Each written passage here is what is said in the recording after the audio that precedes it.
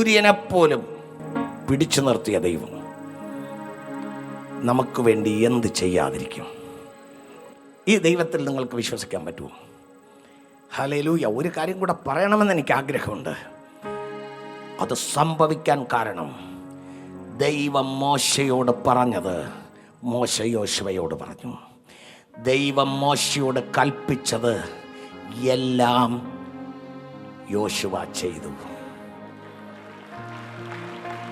ദൈവം മോശയോട് കൽപ്പിച്ചതിലൊന്നും യോശുവ ചെയ്യാതിരുന്നില്ല എന്നെടുത്ത് പറയുകയാണ്.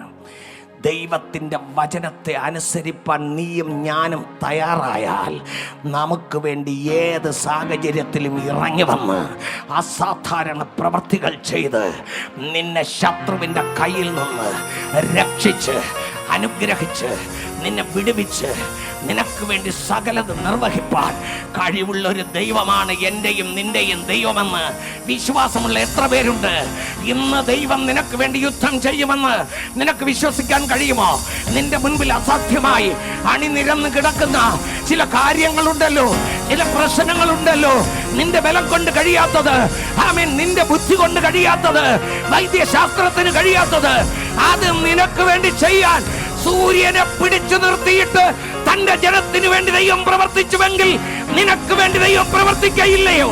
15 വർഷം ആയുസ് നീട്ടിക്കൊടുക്കാൻ അധികാരമുള്ളവൻ നിനക്ക് ആയുസ് നീട്ടി തരികയില്ലേ?